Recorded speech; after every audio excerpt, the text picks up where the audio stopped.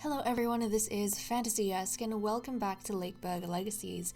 When we left off in the previous episode, we had a unique situation with being home alone and death by height. So, one of the characters I think we're all quite familiar with, Colette Corb, our humble farmer, she recently was feeling quite lonely and she was getting extra paranoid and stuff and decided that maybe the way around it would be to get a animal companion. So she got herself a dog, and the dog was so rowdy, running through the streets and such, that she was, colliding into people, apologizing for the dog's misbehavior, but essentially out of her house and interacting with society. And then, not too long after, we got the very sad notice that unfortunately she had collided into a doorway, like her skull had collided into a doorway because she was too tall and she died. And I have a theory that she was most probably chasing her newly acquired dog through some doorway, and that is why she died. And then following her death, her husband, Oliver the rat trainer, and, her daughter Mabel, they were left homeless without a home because Oliver, as a man in Lakeburg, can't hold any property. Thankfully, Oliver kept Mabel with him. This sense of loyalty and responsibility he has towards his stepdaughter. He kept her with him and he found a lovely young lady in Olive. So now he is a member of the Knapp family along with Mabel. Things are looking quite good for them. I mean, yes, Olive does not have a job. Oliver is essentially keeping the household going through his job as a rat trainer. They're slumming it up a little bit, but for the most part, Oliver somehow is keeping this family together. And I'm quite impressed with him because he has come a very long way from, I think, being married to Margaret. I'm pretty sure he came in to Lakeburg married to Margaret, no? Okay, well, let us continue onwards, guys, and see what everyone gets up to. Also, I am kind of realizing, right, that I might have mentioned this in the last episode, I'm not too sure, but I am just so used to, scrolling by and taking a look to see if there's any, required actions for anyone. Do they have an exclamation mark? Mainly this way because it helps me re-familiarize myself with all the characters and families we have, but I'm gonna have to start just filtering because we've got way too many characters. There's way too many of them. So okay, let's see. Olive is still unemployed. She wants to be a mason. I don't think we have enough stone. I think we need 190 something, stone, to make that happen. Randall still has high aspirations. Esmeralda still has high aspirations, and Loop is currently homeless and single. Okay, so that is something we cannot help out with. Has anyone aged up in terms of the children? Nope, not really. But it's kind of cool that we have 4 babies, not gonna lie. Now, I don't think we have any pregnancies. Let's quickly just zoom through the families in case. I don't think we have any pregnancies though. No storks. No storks waiting for us. Nope. Nothing. No storks. No storks. We have a couple families that could potentially have offspring. But yes, no storks for now, and we do have a vacancy in terms of one of the homes. But okay, let us just let time go by and see what pops up in Lakeburg. That was pretty quick. Okay, what's been happening? I know we've been losing prestige, but I kind of feel like we're gaining prestige at a higher rate than we're losing. Yeah, I mean, us not having a sovereign takes away 25 prestige from us every once in a while, but we get 273 every year. So, we're winning at the end of it. That's fine. Okay, let's see. A bunch of marriage stuff, and then Eldrick and Pepin are sad. Eldrick and Pepin, I think these two are friends, so I'm wondering, are they bonding over something? They must be bonding over something, and that's why they're sad. What are they bonding over? I have no clue what they're bonding over that would make them sad. Huh. That's kind of interesting though. Like, I'm not gonna like do anything here, because I kind of just like seeing where things go on their own. I don't like, I realize I could use my hearts and points to actually fix and influence relationships, but I don't like doing that. I feel like that takes away from the relationships they develop themselves. I want to give them autonomy, you know? At least in some parts of their life, since they can't choose their spouses, more or less. To be fair though, according to the random way I do my dates, I feel like they do pick their spouses. But you know, that is neither here nor there. Okay, yeah, so he is sad. Has he had any sort of tragedy in his life of late? I don't think he has had any tragedy in his life. I can't remember anything. Eldrick is one of the guys that actually has like a good thing going on in his family. And Pepin... I mean, Gonora died for Pepin not too long ago. So maybe Pepin was like reminiscing about his life with Gonora. And I think Pepin also has a stepchild. Let's see. Who is his stepchild? Hold on a second. Where is Pepin? Oh, Effie. Yeah, Effie. Effie is his stepchild. So maybe Pepin was kind of just reminiscing about Gonora and, you know, his whole family situation. And Eldrick was suddenly so appreciative that his family is like safe and whole, and they started bonding with each other over that and crying because they were sympathizing with one another. Well, you know, mainly Eldrick was sympathizing with Pepin. I think that's what was happening. They had a bit of a bromance moment, you know? Okay, and now apparently we can recruit, which is magnificent. So yes, let's go ahead and see who we might be able to recruit. And I think we have a vacancy in the farm as well, so I need to keep an eye out for that. But okay, let's take a look, guys. So we have John Ashdown. He's 24 years old, of the peasant class. Merchant, assassin, god, basically nothing useful to us. And then we have Meliora Nash, who's 18 years old, of the artisan class. She could be another backup lumberjack, builder for the future, or like a backup lady of the evening. Honestly, it's going to be more useful for us to get Meliora, so I think we'll get Meliora Nash. Let's recruit her. Now, obviously, we don't have space right now at the Lumberjack's Lodge, nor do we have another slot at the Pleasure House. So Meliora is not going to have any work right now. We don't even have resources to like build a construction site, a builder's site, because we don't have tools, and I think we need a blacksmith to build tools. Because we don't have a blacksmith, no one's building tools. So it's a little bit rough in that front, but it's okay. Meliora, she might be able to help with the population. But okay, she is going to be in this neighborhood with the Knapp family, the Ulwin family, and the Bonnet family. Essentially, she's going to be the only youngster in a district full of old couples. Yeah. So Meliora, let's get you settled in here, and let's find you a spouse who is hopefully somewhat useful. Okay, this is a good match. Godric, he's 19 years old, of the artisan class. He is a charismatic sort of guy, so a very social guy. He's greedy, romantic, and shy, and he's weak, which is not good. So they both like painting. And they both have a disagreement with feasting, but he also likes dueling, silver and gold, and he dislikes the countryside and flowers. He could be a seamster, prankster, or man of the evening, so we potentially have some backups. I don't know if we have all of our seamster slots filled, I'll have to check, but you know, we have backups. Okay, and they have good affinity as well because of his romantic trait. Very nice. Let's go on a date and see how this pans out. Okay, we're starting off at the boat ride by the lake. We can talk about good food or about attending the next public execution. We'll go with the execution. What a delightful idea. Godric loves to boo and lapidate people, all the more when they're guilty. Okay, and then we're at the inn. We could mention the nice countryside around Lakeburg. Or say no cuddles before the third date. We'll go with the cuddles.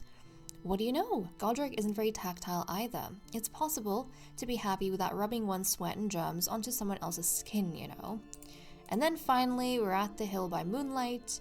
We could be sarcastic about meditation, or we could say money creates more problems than it solves. We're gonna go for the money.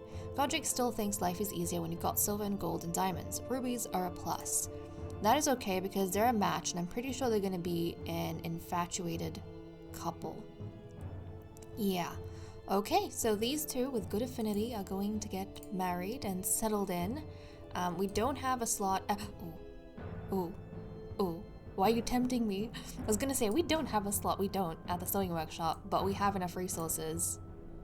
I know we've been waiting for so long for, was it Esmeralda or was it Olive? I think Olive has been waiting for like a year, I don't know, a decade and a half to get that extra slot at the Mason's workshop, but we're having other people come along and we can fulfill their, desires and stuff, so why wouldn't I? Like, we can, without waiting, make Godric a Seamster. He can be a Seamster, guys. So I'm gonna have to spend my stone and make him a Seamster. Godric, okay, there we go. Godric is now a Seamster, guys. The ambience so far is neutral. Sapphire is picking up all the slack and essentially being, like, the one who is having a good bond with Carla, her previous mentor, yes. And it seems as though Everard is the biggest problem over here. The biggest problem. The rivalry between Carla and Everard. Godric, hopefully you are able to kind of fix things a little bit. But, okay, that's what we have. That's what we have. A happy household. And, with the Nash family. And what are the chances? They have a 10% chance of having a baby. Okay, pretty decent. But at least they have some income in this house through Godric and his role as a Seamster. Things are going okay. Things are going pretty okay. Right, let's keep going. Also, I'm realizing that to build some of these later buildings, like the livestock farm, we need like 1,000 wood. And I actually need to bump up the granary to have 1,000 wood because I think we're maxed out at 1,000. Like, we need to bump it up to have more. But I haven't gotten a notice that says we need more space for wood. Sometimes I have to keep limitations on certain things to make sure that we're able to, give resources in different areas. So that's kind of a limit I've kept for myself. Instead of being proactive and giving a lot of space to certain areas, depending on the people we have, the stuff we're producing, I prefer to get notices that, something has reached its limit, because then I'm like, oh, okay, so we do have people producing that. I will make sure to extend it. Yeah. Okay, let's keep going. Let's keep going. See what else is happening in town. Oh my goodness. Okay, Godric, where you at? I am gonna need to change your last name. I know it's not important for the males, but I am having trouble. Godric Atkins, we can do that. We can do Godric Atkins. That is fine. Okay, but we apparently have villagers who might get the board trade, that's fine. Okay, Sapphire and Godric have met each other, and look at that! They made a good impression on one another, and we already know Sapphire is like the perfect little girl. She does not cause fights with anyone. She has had really good relationships with everyone, except for some of the little babies, but that was when she was a teenager. Aside from that, she is actually really sweet and really nice. And I like that she is welcoming in this new guy that's now working at the sewing workshop and not being difficult with him. Because I feel like it's very easy to be difficult when you've got, newcomers who don't know anything. Give us gold. We'll give clothing for the gold. Thank you very much. We're going to need all of that when we start expanding spaces in the granary. Okay, let's keep going. See what else. Oh, something's definitely happening over here. Okay, our entertainment is doing pretty good. Some villagers might get the amused trait. And then Hubert and Eustace, our two farmers have now become enemies. They do not like each other. They do not like each other one bit. I think right now we actually have two couples. Yeah, we have two couples working here. I think the first couple is Josephine and Hubert. They're married. And then we have Elfrida and Eustace who are married. And these couples don't like each other. And I love that. So Hubert is apparently the problem person. Elfrida, this is surprising because Elfrida was going around causing rumors about, some of the other ladies. But she has become a bit of a recluse. Maybe she's been reflecting on herself, but she's actually the best worker here. She's got the best energy. I love how the wives aren't the problem, it's the husbands. But Hubert seems to be the problem guy. Hubert's the problem guy. Okay, good to know, Hubert. Good to know that you are the one who's making it difficult. And look, there we go.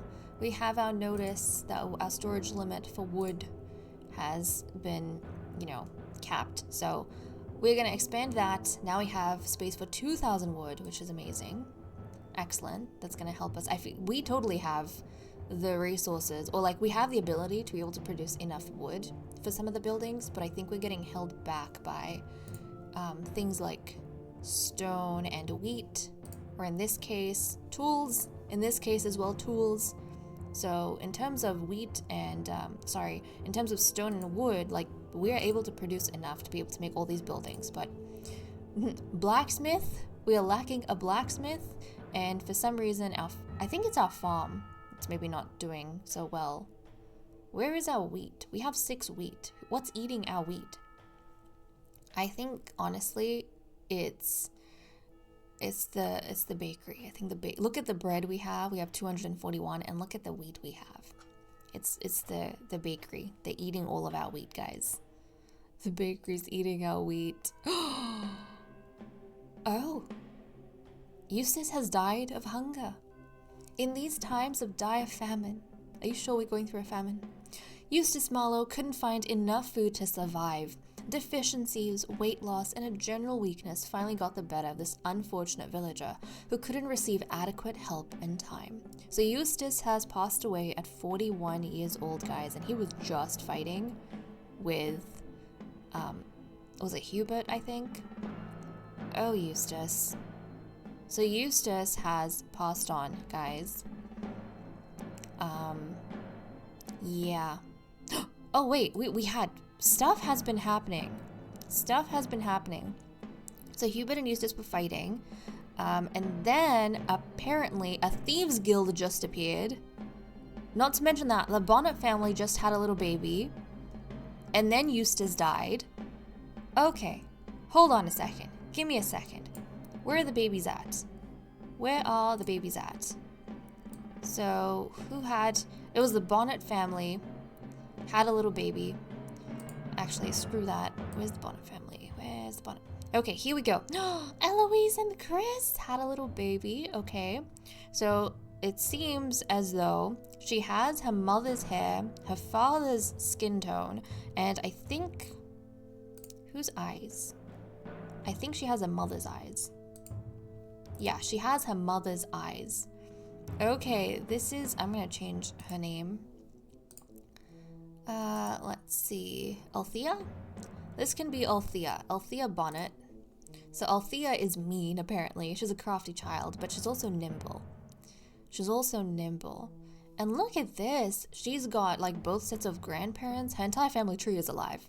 She's got both sets of her grandparents alive. She's got her parents. And then it's just her, this little one. Okay, good on Eloise. She is continuing the Bonnet family name and bloodline. Look at that. A child is a miserable little thing. And apparently she didn't get her father's beautiful genes. But hey, it's okay. And ooh, a potential huntress in the future. Now that is interesting. Have we had a huntress, or have we only had hunters? Forgive me, but I get the feeling that we have never had... Guys, this is wild. We have never had a huntress. We have only had hunters. This is a male-only industry. She's gonna be breaking, standards and stuff. Look at her. Oh my goodness. Oh, stereotypes. She's gonna be breaking stereotypes and become a huntress. I love that. Because her paternal grandfather? Yeah, her paternal grandfather is a hunter, and she wants to become a huntress, just like him. And she has a good relationship with her grandfather too. Oh, I love that. 72%. She has an excellent relationship with her grandmother Marie, though. Oh, that's so good. She has the best relationship with her grandmother Marie. That is so cute, isn't that? And she has the least relationship, like a lukewarm one, with her father. That's funny. But I love that, like her bond with her entire family. It's so good. It's so good. Okay, well, that makes me really happy. And I love that as we go down the generations, we'll start seeing things like this a lot more because everyone's going to start, being related. But okay, her preferences: she likes music, public executions, the countryside. She dislikes the art of war, fashion, and meditation. Okay, very intriguing. Well, little one, I will leave you to it. But okay, guys, with that said and done, I am going to leave off here. Hold on a second. Before we do that, I need to let this Assassin's Guild, where is the Thieves Guild. I need to let the Thieves Guild continue being... What's going on at the Thieves Guild? Oh, okay. So the Thieves Guild apparently showed up.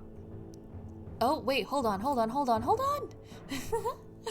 Oh my goodness, I didn't realize I had played the game. But apparently the Thieves Guild showed up, and then I think someone died, so the Thieves Guild took its position back, but he was still kind of there. But now we had another baby born, and yeah, the Thieves Guild has opened up a slot. Damn, we have stuff going on, guys. I was leaving, but now we have another baby. We need to take a look at the other baby, the Taylor family. Where is the Taylor family? Oh, look! Now Margaret and Nathan have a little baby, Ellsworth. Okay, I'm going to change your name. Another little girl, so the Taylor name is going to continue. Hold on. Farah? Danny? Maybe you can be Danny? Cecilia. I like that. Cecilia Taylor. Okay, so we have little baby Cecilia, who is boring, but she's nimble and crafty. A lot of these nimble, crafty babies. But she has her set of grandparents from Nathan, and then Margaret, of course. Let's see. Okay, she wants to be like a farmer or a baker, which is kind of perfect. They're both industries that we have. Does she have any farmers or bakers in her family? I mean, oh, that's cute because her father's a baker and her grandparents are farmers. I love connecting it that way through influence, like why they might have certain aspiration / potential, because they have that already in their family somehow. And I imagine they're getting inspired by looking at their family members. And in terms of preferences, so you, little one, like painting, dancing, silver and gold, just like the countryside, fishing and divination. And you seem to have hold on a second. I think she has her father's coloring all the way. She's got her father's hair, skin and eyes. I think her mother's eyes are like a darker green, maybe. Yeah, she's got her father's green colored eyes. But okay, that is really cute. She has a great relationship with the father side of the family. It's pretty funny. She's got a mediocre relationship with her mother, but she likes her father's side of the family. In terms of her favorite though, well, her father and her grandfather are her favorite because she's got 64% relationship with both of them. She's got a 61 with her grandmother. That's adorable though. Okay, well, adoration aside, I think we can go ahead, guys, and finally end the episode. But okay, with that said and done, I'm gonna leave off. Thank you so much for watching. I hope you all enjoyed, and I will see you all next time. Bye-bye.